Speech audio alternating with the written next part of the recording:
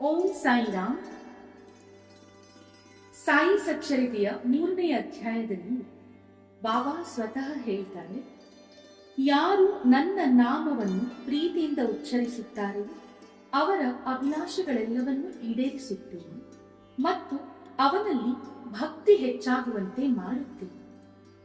ಯಾರು ನನ್ನ ಜೀವನವನ್ನು ಮತ್ತು ಲೀಲೆಗಳನ್ನು ಶ್ರದ್ಧೆಯಿಂದ ಹಾಡುತ್ತಾರೆಯೋ ಅವನನ್ನು ನಾನು ಸರ್ವದಾ ಕಾಪಾಡುತ್ತೇನೆ.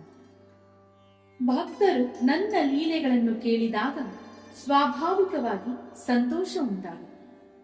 ಅವರಿಗೆ ನಾನು ಅಮಿತಾನಂದವನ್ನು, ಶಾಶ್ವತವಾದ ತೃಪ್ತಿಯನ್ನು ನೀಡುತ್ತೇನೆ. ಯಾರು ಮನಸ್ಪೂರ್ವಕವಾಗಿ ತಮ್ಮ ತನು ಮನ ಧನಗಳೆಲ್ಲವನ್ನು ನನ್ನಲ್ಲಿ ಅರ್ಪಿಸುತ್ತಾರೆಯೋ, ಯಾರು ನನ್ನನ್ನು ಅಚಲ ನಂಬಿಕೆಯಿಂದ ಪೂಜಿಸುತ್ತಾರೆಯೋ ಅಂಥವರನ್ನು ಬಿಡುಗಡೆ ಮಾಡುವುದೇ ನನ್ನ ನಿತ್ಯ ಕರ್ತವ್ಯ. ಯಾರು ನನ್ನನ್ನು ಸದಾ ಆರಾಧಿಸುತ್ತಾರೆಯೋ ಅಂಥವರ ಮನಸ್ಸು ಪ್ರಾಪಂಚಿಕ ಸುಖಗಳ ಕಡೆಗೆ ಹೋಗಲಿಚ್ಛಿಸುವುದಿಲ್ಲ. ನಾನು ಅವರನ್ನು ಮೃತ್ಯುವಿನ ದವಡೆಯಿಂದ ಪಾರು ಮಾಡುತ್ತೇನೆ.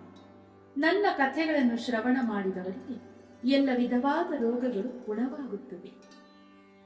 ಆದ್ದರಿಂದ ನನ್ನ ಕಥೆಗಳನ್ನು ಶಾಂತರಾಗಿ ಮರ್ಯಾದೆಯಿಂದ ಶ್ರವಣ ಮಾಡಿ, ಅವುಗಳನ್ನೇ ಕುರಿತು ಚಿಂತಿಸಿ, ಧ್ಯಾನ ಮಾಡಿ ಮತ್ತು ಅವುಗಳನ್ನು ಸಂಗ್ರಹಿಸಿ.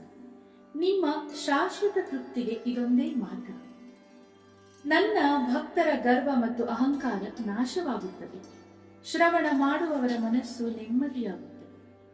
ಮನಸ್ಪೂರ್ವಕವಾಗಿ ಮತ್ತು ಸಂಪೂರ್ಣ ನಂಬಿಕೆಯಿಂದಿರುವವರು ಶ್ರೇಷ್ಠ ಭಾವದೊಡನೆ ನನ್ನಲ್ಲಿ ಐಕ್ಯವಾಗುತ್ತಾರೆ.